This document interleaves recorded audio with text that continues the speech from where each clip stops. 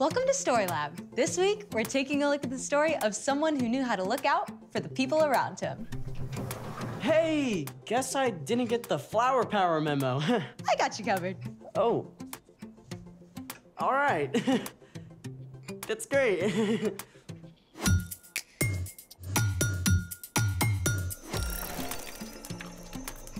Hey, I'm Skylar. And I'm Sebastian. All summer, we're talking about what it looks like to live like Jesus. Also, we're setting up awesome activities for STEAM Camp. Science, technology, engineering, art, math. Go STEAM Campers! Rolls off the tongue. Yeah, not really. Okay, so what are we setting up today? We are gonna go flower power. On it. We can use this fine flour to power some chocolate chip cookies, a cake, or even some scones. Not that kind of flower. Okay. We got sunflowers, mangolds. Closer, but still no. Then how are we flower powering? How about a thermal powered flower? That's a tongue twister. Sure. Let's make it. Today, we're making a thermal powered flower. Step 1, cut out a flower and a leaf using a template like this. You can get a grown-up to help you draw the template or find one online. You wanna know what they call me? The Picasso of arts and crafts. On to step 2. Carefully fold each of your flower petals so they form a fan shape, like this. All right, step 3. Take a plastic drinking straw and cut it down to 3 inches long. Boom.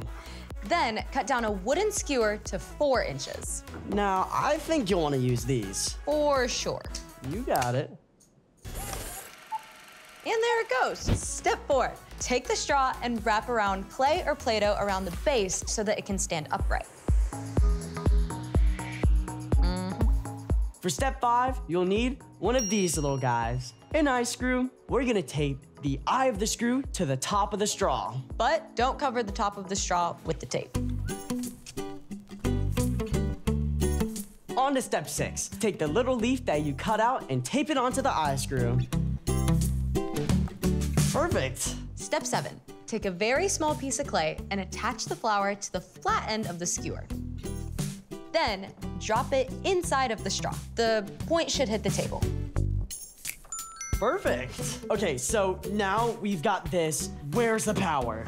Right here. Step 8, get your grown-up to help light the candles and then slide them under the flower creation. Make sure when you do, you avoid putting one directly under the leaf. I'm already seeing a little bit of movement. Whoa! Look, there it goes. Let's put all the other ones. There it goes. It's like a little flower merry-go-round. As the candle flames heat up the air around them, the warm air rises. This creates a gentle breeze that catches the petals and causes the flower to spin. You are the wind beneath my wings. Settle down, Bet. I just love how the flames provide such a great boost for the petals. Looking out for their flower friend. Speaking of looking out for others, it's time for... The story before the story. Today, we're in the book of Luke. Luke wanted to clearly record the story of Jesus. From the very beginning, when people turned away, God had a plan to rescue us. At the perfect time, God sent Jesus, God's very own son, to live among us as a human. Jesus was born a tiny baby and grew up like an ordinary kid. He became wiser and stronger and more pleasing to God and to others. When Jesus was about 30, he was baptized by his cousin John. God's voice spoke from heaven saying, "You are my son, and I love you. I am very pleased with you." Soon after this, Jesus began traveling and teaching and healing sick people. Which is where our story starts. Take it away. Hey everyone, I'm Padma. Today we're talking about how we can look out for one another, something that we see over and over in the life of Jesus. In Luke, we read about the amazing things Jesus did and the way crowds of people started to follow him everywhere. At first, the religious leaders were simply curious about Jesus, but soon they got worried. Jesus was upsetting the way they had always done things and making surprising claims. Who can forgive sins but God alone? Jesus also spent time with people that the religious leaders avoided. Why does he eat with tax collectors and sinners? Jesus cared more about people's needs than about keeping up a good appearance. In fact, he allowed his disciples to pick and eat grain on the Sabbath, a day of rest. That's against the law. The religious leaders were talking about the special laws that God had given the Israelites when Moses led them out of Egypt. God wanted the people to learn to rest and to take time to connect with God. Remember to keep the Sabbath day holy. Do all your work in 6 days.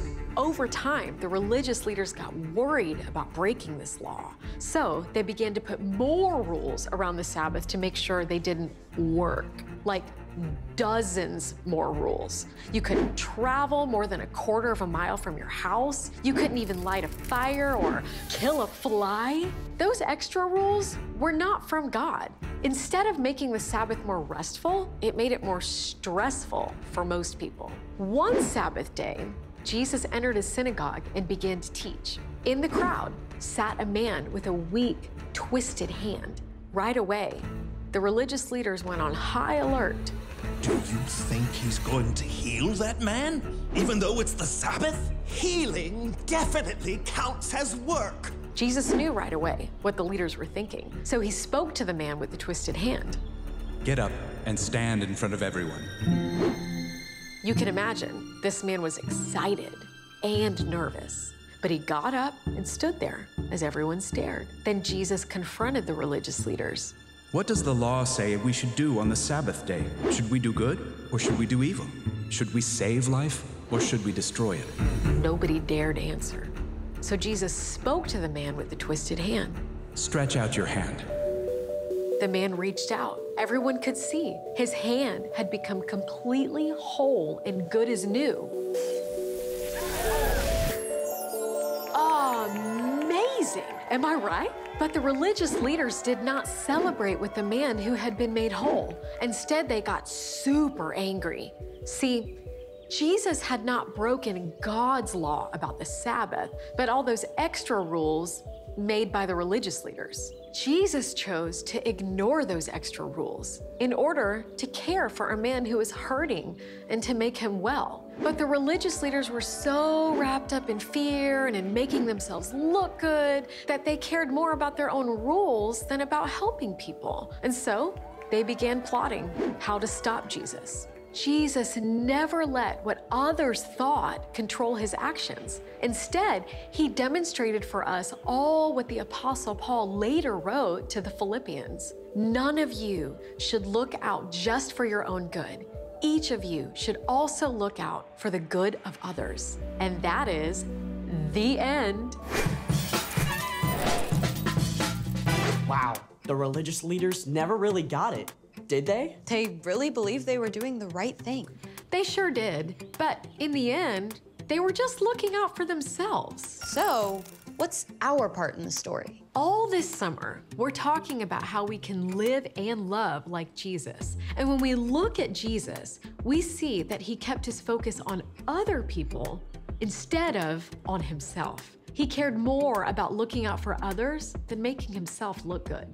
That's so hard to do sometimes. I mean, my default setting is me. Yeah, it's easy to think about what I want and what I need. For sure. But you can ask God to take your focus off you and help you look out for what the people around you need. I mean, you could carry some extra pencils or pack an extra snack, so if someone needs one, you can give it to them. You could look out for new people at school or church and invite them to hang out with you. You could be on the lookout for kids who need someone to play with at recess. For kids who need a place to sit at lunch. For kids who need someone to listen. Those are great ideas. And the more time and energy you spend looking out for others, the more God can work through you to change the world around you. I love it. I'm in. Me too. See you next time. So here's the thing. Look out for one another. Your family, Your friends, your classmates, your neighbor. because then they can say, "You are the wind beneath my eyes." I'd rather see it than hear it. Who doesn't need a little flower power in their day? Thanks for joining us in the Story Lab. See you next time. Think we can make it go faster with a little more candles? Oh, you're on. That's one. There it goes.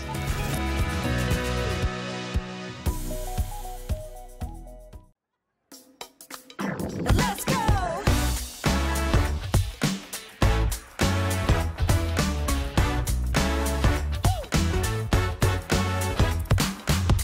I'm stepping out to a world so bright, ready to discover how to shine your light. Jesus, you're everything, my best friend. I'm gonna celebrate your love that never ends. Hey! Teach me and show me how to love like you do, so I can live it out. Live it out. That's what it's all about. I can live it out. Live it out. That's what it's all about. Live it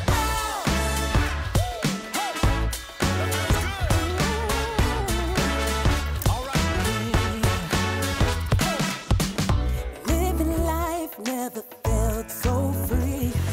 Loving one another like you did for me. Jesus, you're everything, my best friend. I'm gonna celebrate your love that never ends. Hey! Teach me and show me how to love like you do, so I can live it out. Live it out. That's what it's all about. I can live it out. Live it out. That's what it's all about. Live it out.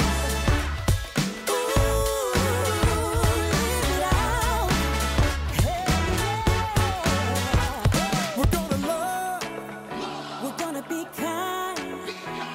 We're gonna pray for each other all the time. All the time. We're gonna serve. We're gonna forgive. 'Cause following you, Jesus, is the way to live. So I'm gonna live it out. Live it out. That's what it's all about. I can live it out. Live it out. That's what it's all about. Live it out.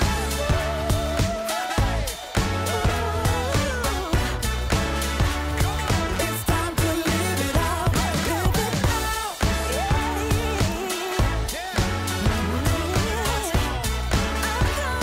It's time to live it out. Live it out.